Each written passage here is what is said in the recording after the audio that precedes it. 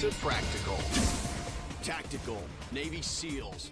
Underwater, out of sight, in your face. SEALs are the Navy's silent option. Practical. Dive gear takes us beneath the waves. Look at that fish! Into the dazzling and dangerous deep. Tactical. Combat rations keep troops fit for fighting. The hidden enemy is starvation. Practical.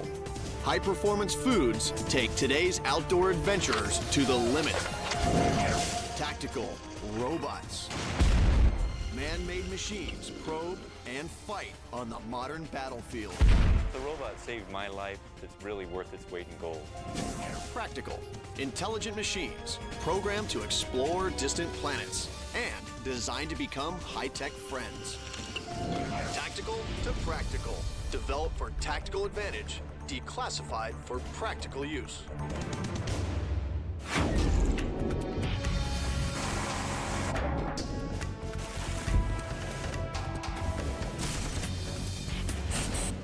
Hi, I'm Hunter Ellis. We're heading out off the coast of Florida on our way to dive the wreck of the Sea Emperor. We're hooked up with some of the most sophisticated dive gear available to civilians. But it wasn't that long ago that the only divers using this gear were carrying out covert missions for the U.S. Navy. Dive gear allows the Navy SEALs to be right at home and invisible underwater. Our dive gear allows us to carry out secret missions undetected. Dive gear lets civilian scuba divers push deeper into Earth's final frontier. It's a whole different world. Today's scuba gear helps us unlock the mysteries of our oceans.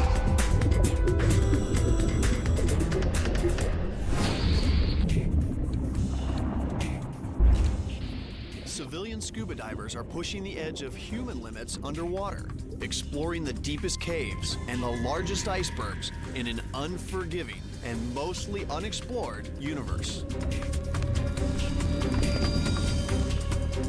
We know more about outer space than we do about our oceans, and so having the opportunity to explore the ocean environment is a real privilege. Using technology that's been developed by the military allows us to make safer and more extreme explorations into parts of the world that we haven't seen before. But what if all you want to explore is a coral reef? Piece of cake.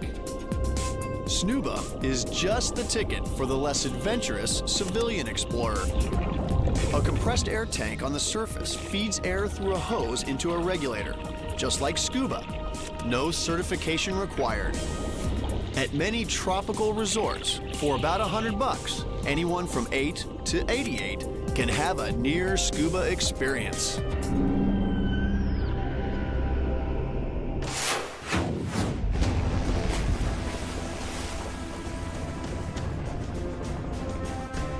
U.S. Navy SEALs don't have time for sightseeing. They're up to more serious business.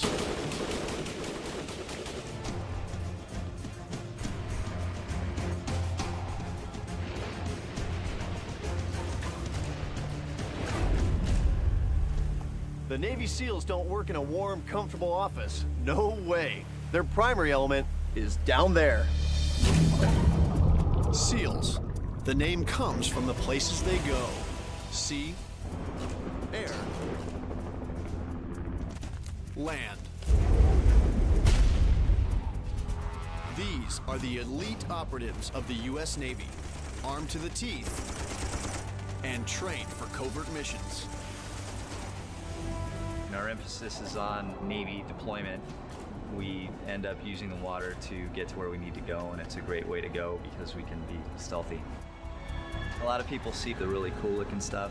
What they don't see is the pain and the time it takes to actually get to where you do the neat looking stuff.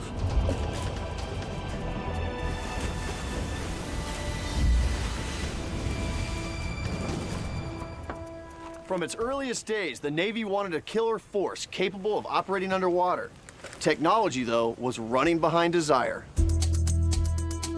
In the 1930s, military divers are using pure oxygen rebreathers, allowing divers to continually rebreathe their own air. The advantage? No bubbles as a diver exhales, giving away his location. The disadvantage? Divers inhaling pure oxygen experience nausea, dizziness, and blurred vision. These primitive rebreathers are unreliable and safe only to a depth of 30 feet. They're unreliable and dangerous because they did not fully understand all of the gas properties of pure oxygen under pressure and how it becomes toxic the deeper you go. At 100 feet, pure oxygen will kill almost everybody. The Italians, the Germans, and the English were all sort of competing in their militaries to develop the technology first. Northern Africa, 1942. Marine Scout and Army Ranger units paved the way for advancing troops in Operation Torch. These hand-picked warriors become the Navy's underwater demolition teams, or frogmen, in 1943. Also in 1943, a French naval officer conducts a successful underwater test of a self-contained underwater breathing apparatus. Jacques Cousteau brought the aqualung to the recreational public in 1943, so he was bringing military technology to the public. The aqualung, also called scuba, is not an immediate hit with civilians or the Navy. Navy frogmen are a first line of offense in North African and D-Day operations in World War II. The frogmen are also known as naked warriors because they use only fins and a mask on combat ops. They travel underwater only as long as they can hold their breath. Back in the days of the UDT, they didn't have underwater rigs. They went out on missions with just shorts, a weight belt, a knife, and their demolition, and went and did their missions. The frogmen adopt scuba in 1947 and for the first time can conduct ops covering several miles underwater. Scuba has one major tactical drawback. When a diver exhales, bubbles are released, blowing a covert warrior's cover. A deadly proposition. Okay, this morning, gentlemen, we're going to take up what was known in the teams as an Emerson scuba rig. In the early 1960s, the bubble problem is solved once and for all. As rebreathers are considered safe, the SEALs adopt them for use on all covert missions. I'm at Bamboo Reef in San Francisco with Mike Balmer, who's a former active duty Navy SEAL. And Mike, I got a scuba system here, you got a rebreather. Why don't you point out the little differences between the two? Well, the scuba rig here, an individual breathes compressed gas and then exhales, and those bubbles go up to the surface. For a SEAL, those bubbles are deadly. Right, because people can spot you in the water and know where you are. Right, just telltale signs that somebody's down there breathing away. In order to rebreathe your own air, the device must do three things. Remove exhaled carbon dioxide, replace the oxygen that you've breathed, and monitor the oxygen pressure. Today's rebreathers offer SEALs the bubble-free stealth they require, and that same technology is available to properly certified recreational divers. It's recently, in the last 5-6 years, that civilians have become interested in rebreathers because rebreathers make no bubbles. You can move silently through the underwater world and stay a lot longer. This rebreather is a Draeger nitrox rebreather. It allows the diver to go down for an extended period of time, but he's limited to the depth. He can't go deeper than about 120 or 30 feet.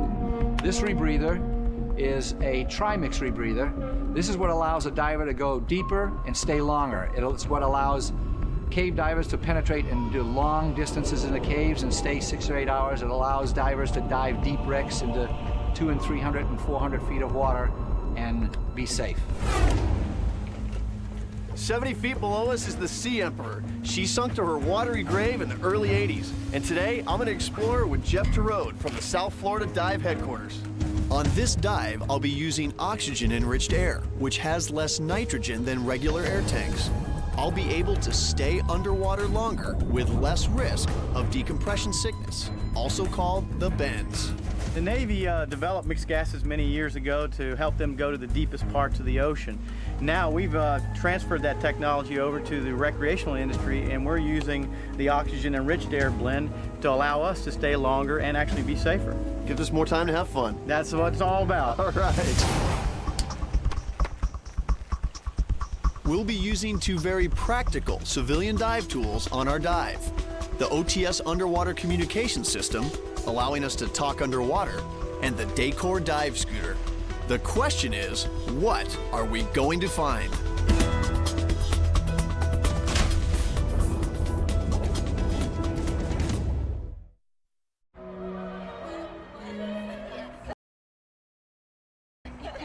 여행길에 맥도날드를 들르지 않았다면 그건 여행이 아니라 그냥 길고 지루한 장거리 운전이죠. As long as probably forever there's only been one Frosty. Cause what would we even do? Add a bunch of new swirls and mix-ins like Oreo cookies or Pop-Tarts pieces? That's kind of genius, actually. For a fresh way to Frosty, gotta be Wendy's.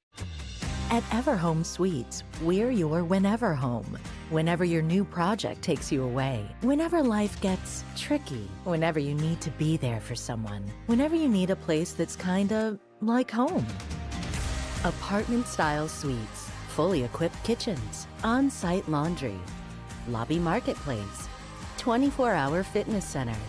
When your whenever happens, Everhome Suites. You're watching Tactical to Practical on the History Channel.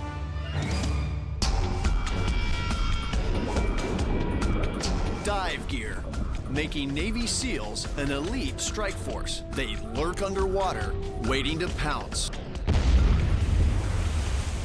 Dive gear, the same technology used by the SEALs, allows civilians to play in and explore the deep. Hi, I'm Hunter Ellis, and I'm off the coast of Florida. I'm about to enter the wreck of the Sea Emperor.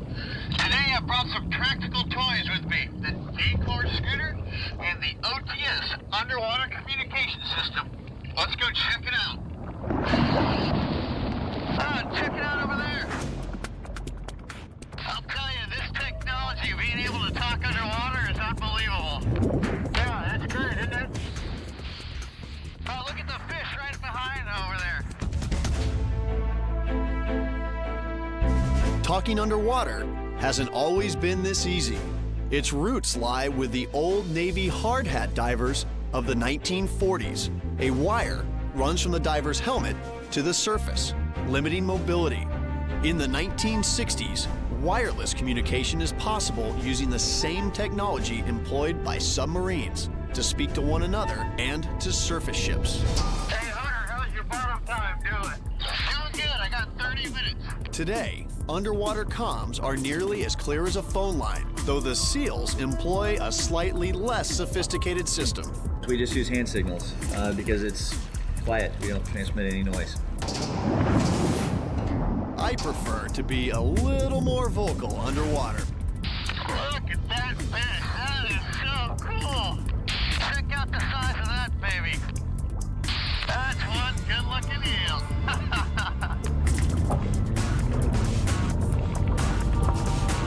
Oh, we got another friend. All this swimming could tire a guy out. Time to break out the scooter. I could really cruise in one of these scooters, and it sure beats kicking.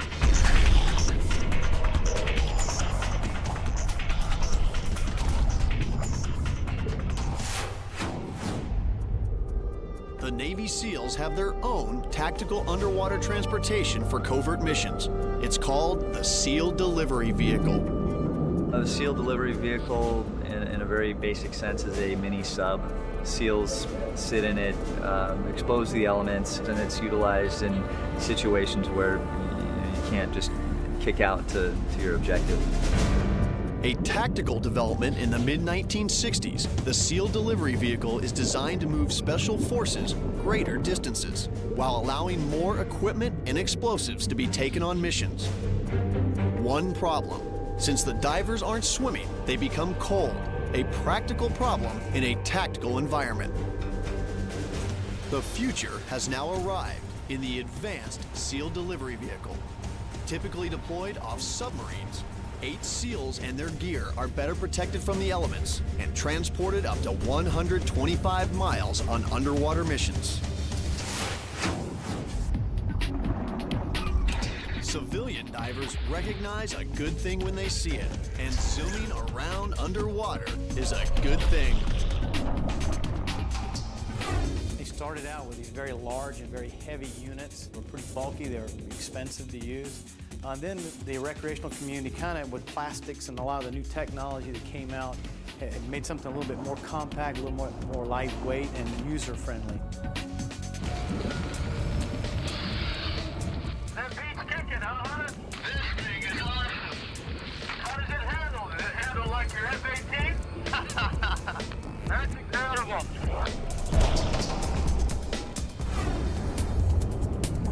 The latest in underwater scooters is the hands-free Aquanaut SPU.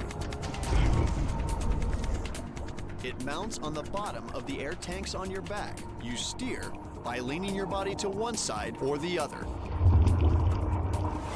Divers today can thank the Navy for one of the most important practical developments in the history of scuba diving. Dive tables, invented in 1912. Navy dive tables are designed to help divers determine how long they may safely stay underwater. The recreational industry took that information and made a different set of tables. So they made a table that is a little bit more safe, a little bit more conservative. All that information is now available on your wrist. Dive computers have made diving simple. This particular model is mated up with the tank itself, as you see right over here. And that's the transmitter, right? Transmitter that transmits information from the cylinder to your computer and tells you how much gas you have left in the cylinder. And it also tells you tank pressure, your depth, water temperature, time you've been down. It'll tell you your ascent rate if you're going too fast. That's incredible. This is unbelievable. This rocks. Handy information to have. When you're as amazed as we are diving the Sea Emperor, it would be easy to overlook the simple details, like how much air you have left. Okay, Hunter, let's start our way up. Okay, I'm right there with you. What an amazing dive, though. It's a whole other world down here. One thing to remember, though, scuba isn't the only way to enjoy being underwater. Have you considered sea trekking? It's hiking underwater wearing what looks like an alien helmet, and you don't need fancy scuba gear. Let's go! One more minute. Up and up and up. Workout not going well? It's these bargain bin glasses. I feel like it's eye strain. I can't even read the screen, and I'm getting a headache. Try these blocks by Zenni. These block out blue light, which could help with your eye strain, headaches. They might even help you sleep better at night. These are amazing. I guess I'll go now? Thank you! You're watching Tactical to Practical on the History Channel. We're diving the wreck of the Sea Emperor off the coast of Florida. That is amazing. We're using practical dive gear that not so long ago was tactical gear used by Navy SEALs on covert missions. While recreational scuba diving requires certification, there are ways for tourists and adventure seekers to quench their thirst for the sea without any special training.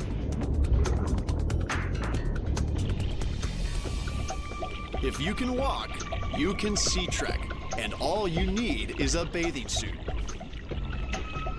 A Sea Trek diving helmet fits over your head. Air is fed to the helmet from the surface, and off you go.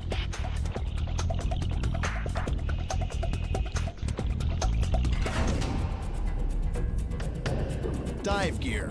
It allows Navy SEALs to defend our country without ever being seen. The same practical dive gear allows recreational divers and underwater adventurers to explore a vast ocean playground. Tactical to practical.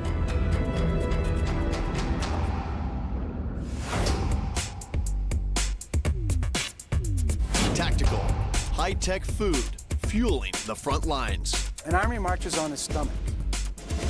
Practical, high-tech food. It's high-tech food that makes high altitude possible.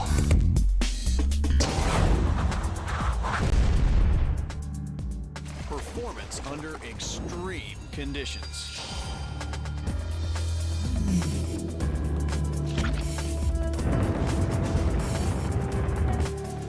Freeze-dried coffee, canned goods, powdered milk, energy bars, and M&Ms are a few of the practical foods developed from the military's tactical advantage.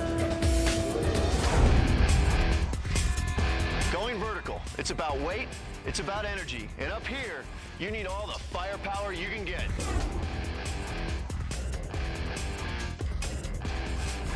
This is Suicide Rock in Idlewild, California. 1,000 feet up.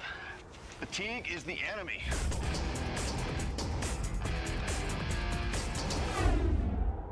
Magnify that 25 times to the upper reaches of Mount Everest. You're in the death zone.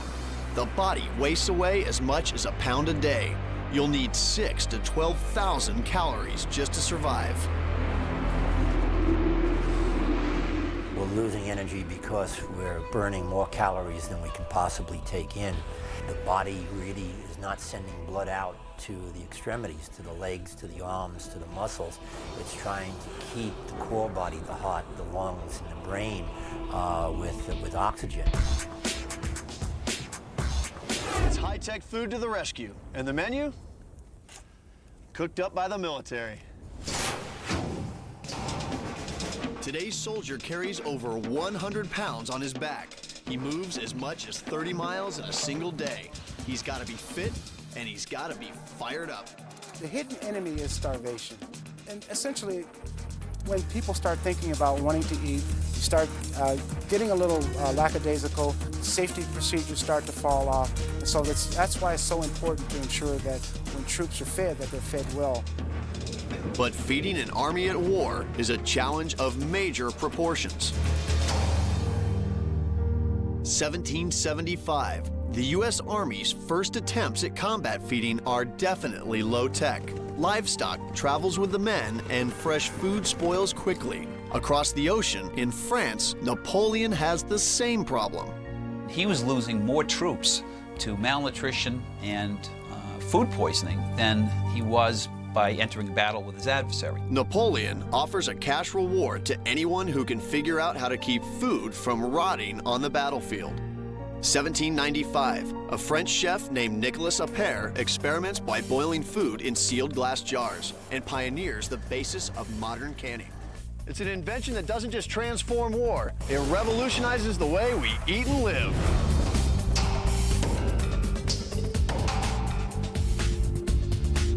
The process of canning is the same today as it was 200 years ago. Here at Del Monte, America's biggest canning company, food such as meat, fruit, or vegetables is sterilized by heating it in a sealed container so bacteria can't get in and spoil it. Napoleon's inspiration has been used to preserve thousands of food products, from Spam to soup to soda. But despite the advent of canning, soldiers still remain vulnerable. 1941, a battle emerges in the jungles of the Pacific. The Army's canned combat, or C rations, are heavy and susceptible to rust, spoiling, and mold in the hot, humid air. And they have another problem: taste. If it doesn't taste good, if it doesn't look good, if it doesn't smell good, and it doesn't have a traditional and familiar appearance, then it is not going to be eaten. As World War II escalates, the Army tries to cook up a tasty combat ration that can resist extreme heat, humidity, and disease. Along the way, new foods emerge. I guess I'm in. When do we eat? 1942, the Army begins to make its new, lightweight K ration using freeze drying. It's a technology pioneered by the Nestle Corporation to make instant coffee.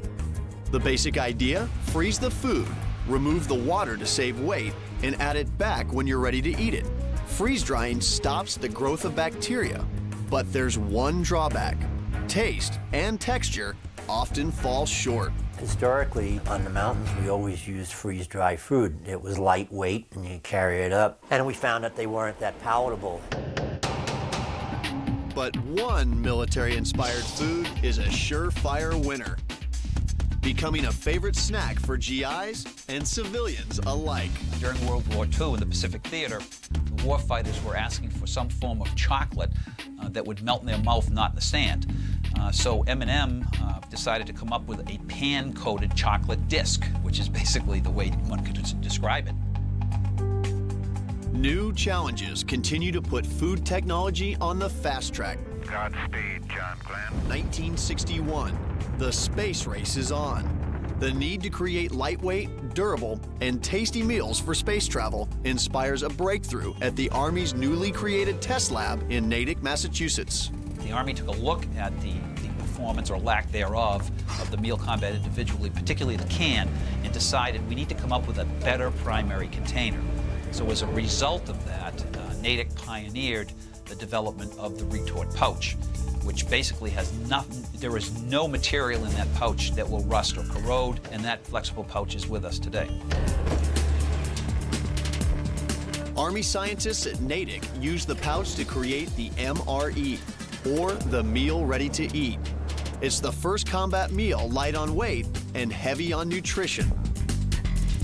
We want to try to reduce the weight in the cube to the maximum extent possible to lighten the load of the individual warfighter.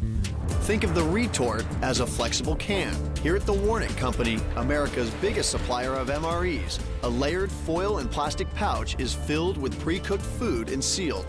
The pouch is then heated to sterilize the contents. The food remains safe and high quality for years. We have things like chicken cacciatore, we have a seafood jambalaya, country captain chicken.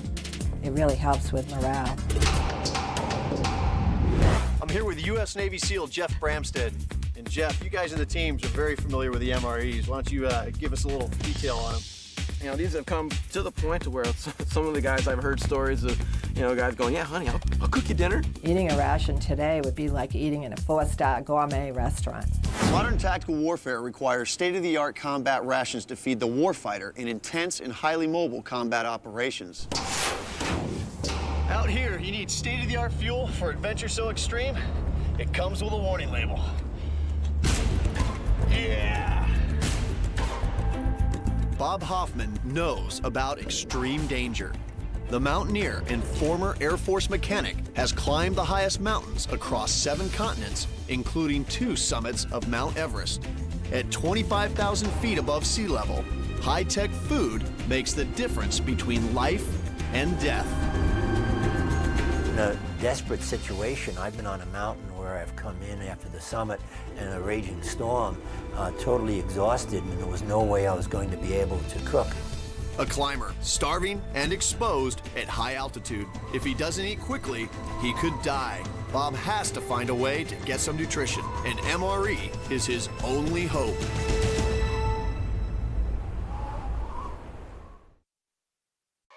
Whether I'm cutting a route, setting blocks, or crushing tape, amazing eyewear always makes an impact. The Kittles Collection, exclusively from Zenni. As long as probably forever there's only been one Frosty. Cause what would we even do? Add a bunch of new swirls and mix-ins like Oreo cookies or Pop-Tarts pieces? That's kind of genius, actually. For a fresh way to Frosty, gotta be Wendy's.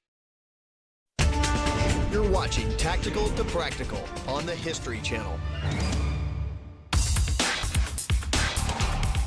For the past 200 years, combat food has been transforming the soldier and moving from the trenches to your table.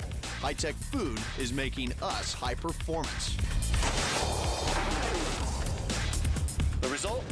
Climb a rock, refuel, and it's 1,000 feet back down.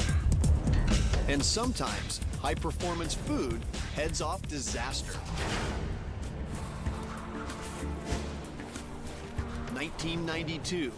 Those MREs helped save Bob Hoffman during a raging storm on Lenin Peak in Russia.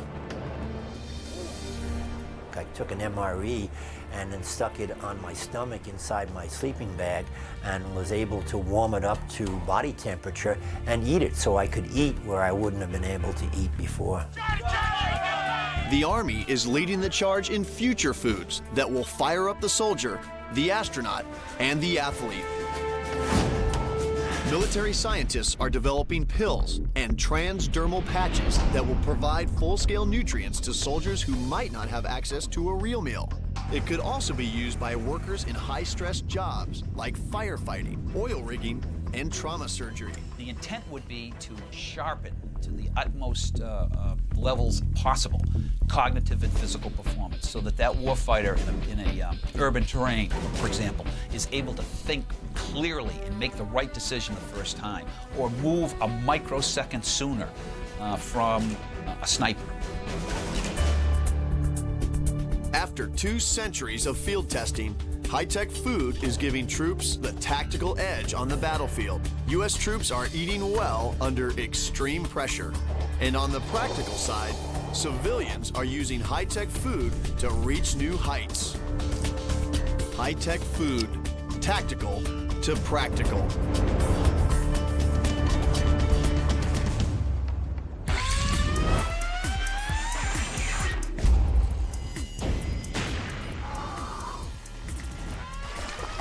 Tactical. Robots go where soldiers can't. They are unstoppable.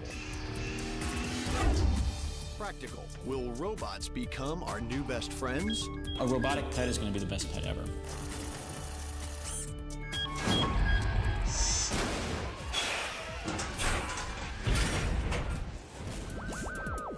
What once was a fantastic notion, and then an amusing novelty, but it can certainly do a neat job with a lipstick, is quickly becoming a part of everyday life. The robots are coming and going where no man has gone before. These robots are helping us explore our own world at places we can't go, places where it's uncomfortable, and they're making all these jobs easier. Whether it's BattleBots, BombBots, or BeagleBots, people have been fascinated by these marvelous machines since their beginning. 1898, European inventor Nikola Tesla builds a boat guided by radio waves, the first teleoperated robotic device. Now, of course, Tesla's ideas are the foundation for a lot of the unmanned ground vehicles that the military is pursuing.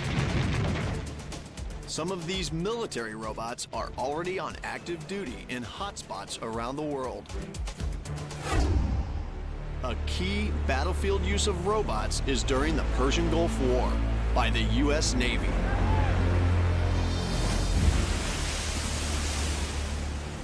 Small robots called lemmings are deployed underwater during the invasion of Kuwait. They are loaded with explosives and used to demine the shallow waters where the Marines land. These robots make the ultimate sacrifice for their country. The potential for robots in future war is so wide and open that I think the next great age of naval warfare is going to be the robotic era.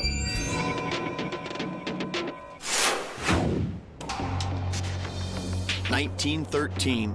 Mechanical tracks move car parts along an assembly line in Henry Ford's Model T factory. These are the ancestors of practical robots. It's also where the term automation comes from. In 1956, George DeVol, a military electronic countermeasures expert, and Joseph Engelberger, a physicist, create a robot to increase industrial productivity. It's called the Unimate. Unimate was making very crude robotic arms, doing things like removing die castings from die casting machines and spot welding. The Unimate punches in at a General Motors plant in Turnstead, New Jersey in 1961. You could have now a production line that operated 24 hours. The Unimate on a production line, if you're welding, the welds are always going to be identical. The robot's not going to sneeze and screw up a weld. Manufacturing and industry offer the most practical uses for robots. Today's robots do the dull, dirty, and dangerous work for civilians and the military.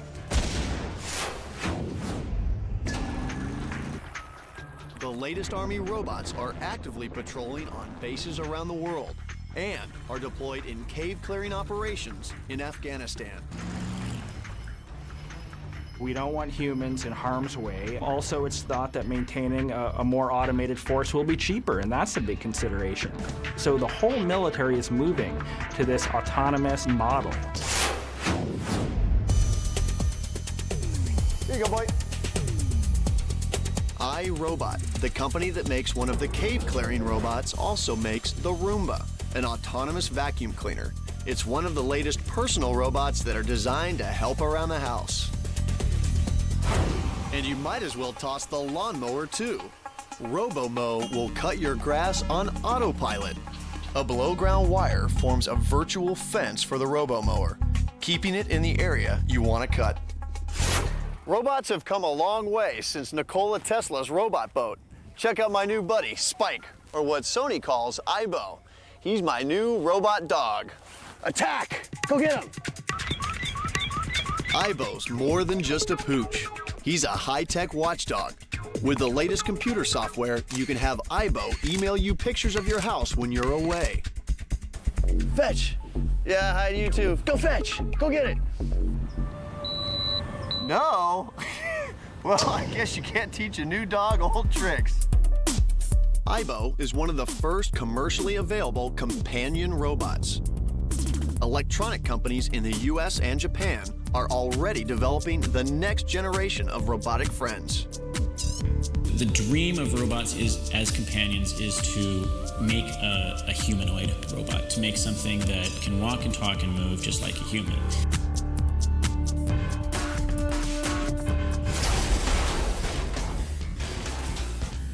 Some hobbyists build robots that tend to be, well, a bit more aggressive.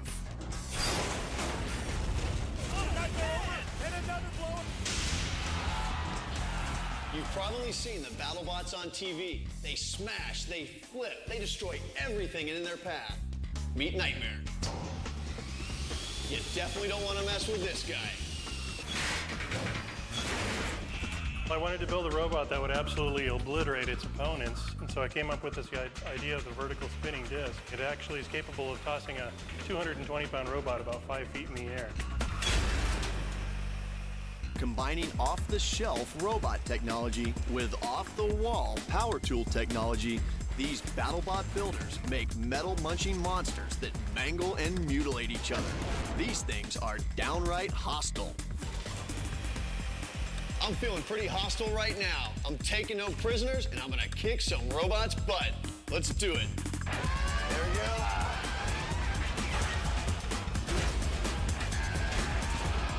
Going in again. Uh-oh. Going for the kill. Yeah!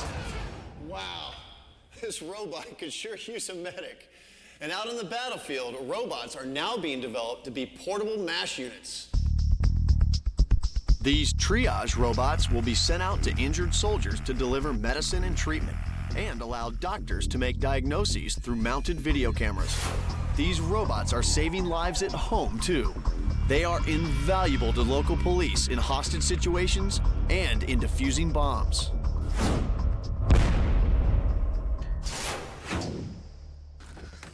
Some robots fly solo. Some are members of a team working closely with humans. I'm here with the San Jose Bomb Squad on one of their drills. And on this team, it's the robots who are in the line of fire.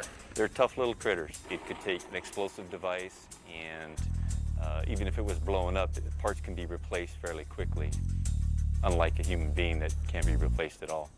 Today, I'm with Sergeant Mike Fernandez. We're going to use Gordy, the robot, to demonstrate how the police safely destroy a pipe bomb.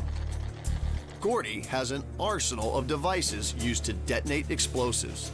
We can fire multiple different rounds, from water to Avon rounds, which is a plaster Paris round, steel slugs, whatever we deem right for the situation. Gordy is remotely operated, and with 3 mounted video cameras, police can see every angle up close.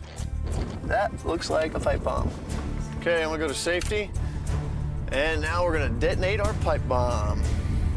Hold this to on. Here comes the key.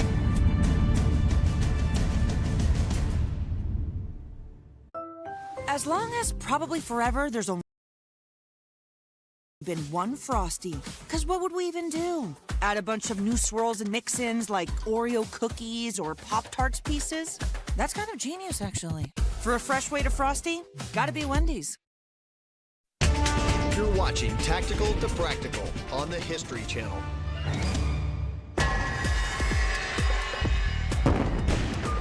New military robots are protecting soldiers in hostile situations and protecting civilians from terrorist threats. The police department in San Jose, California is just one of the many law enforcement agencies that use robots to defuse or safely detonate explosives. That looks like a pipe bomb. Okay, I'm gonna go to safety. And now we're gonna detonate our pipe bomb. Hold this to on. Here comes the key. Yeah, that's sweet. Demoed that bad boy. Gordy is a great example of why robots are perfect for jobs that are just too risky for people to do.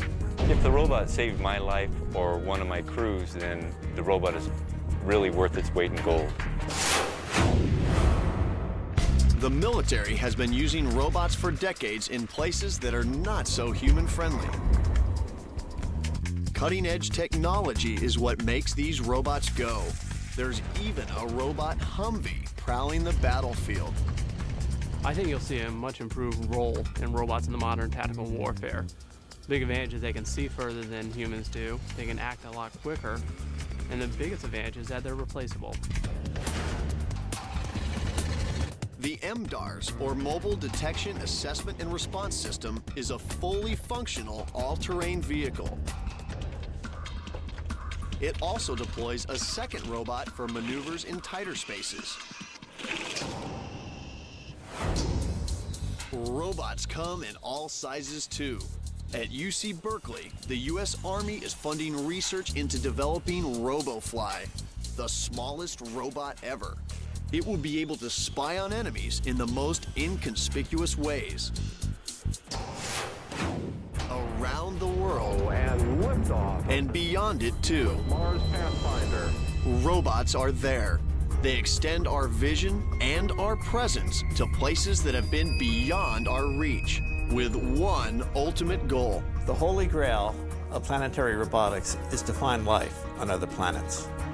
NASA has been using robots in space exploration since launching Viking 1 in 1976. They are our sole means of reaching any of the other planets, and hopefully will be our sole means of reaching some of the other star systems. I believe I have a firm signal. The Mars Sojourner touches down on the Red Planet in 1997, delighting Earthlings with an astounding view of the surface. It outlived its projected life by about 12 times and really captured the attention and the delight of Americans as this small little machine that could ended up surpassing all expectations. And liftoff of the Delta II rocket carrying the Spirit from Earth to planet Mars. Sojourner's success leads to more unmanned missions. In the summer of 2003, 2 MERs, or Mars Exploration Rovers, launched from Cape Canaveral. These advanced robots will see better, travel farther, and collect better data than their earlier robotic cousin. And in the future, NASA's crystal ball has all kinds of creatures to explore and collect information on other planets. Not even the steepest terrain will stop these critters. The Cliffbot will literally rappel down sheer rock faces while anchored to its buddies at the top. Sometimes the answer is blowing in the wind. NASA's Tumbleweed is basically a giant beach ball. When whipped around by the stiff Martian winds, it can cover thousands of miles. We were testing our inflatable rover, our 3-wheeled rover. One of the wheels got loose while we were testing it in a windstorm in the sand dunes in the desert. And it went up and over the sand dunes so fast we couldn't catch it. And it was at that point we realized that a simple beach ball would have incredible range capability. NASA is developing robots for outer space. At home, robots are being designed that are a little more down to earth. You can just go down the list of household chores that none of us want to do, and you could pretty much bet that there are roboticists out there that are looking at that and that are wondering how to do that, whether it can be done cheaply and effectively with robots. Hello, Kismet. The next great leap in robotics is AI, artificial intelligence, humanoid robots. But at MIT, they are getting closer. Kismet is a robot that actually responds to people with human-like expressions. So it's not only the ability to be robust and to perform tasks in a complex world and to be able to understand language, but to understand empathy, to be able to relate to people, to be able to form friendships. These are the aspects that I consider to be intimately a part of a sociable machine. Stop, you gotta let me talk. We're trying to build a creature. We're not trying just to build a robot demo program. As the military develops more capable and lethal robots for defense, could the age of armed Terminator robots be coming soon? When robots are powerful enough to be able to, and smart enough to be able to engage in combat themselves, are we going to leave it to them to make the decision to fire a weapon, to perhaps take another human life, an enemy life? From primitive metal boxes, robots are now closing the gap on human behavior, and their promise is limitless. Saving lives on the battlefield, ending the drudgery of household chores, and one day, one may even be your best friend or your worst nightmare. Robots, tactical to practical. Tactical to practical. Tactical, Navy SEALs. Covert, quiet, lethal. Practical, dive gear unlocks the underwater kingdom. Tactical, combat rations sustain soldiers in battle. Practical, high-performance food gives us the competitive edge. Tactical, robots. Mechanical marvels that protect and serve. Practical, robots. The future is now. Tactical to practical. Technology moving from government deployment to everyone's enjoyment.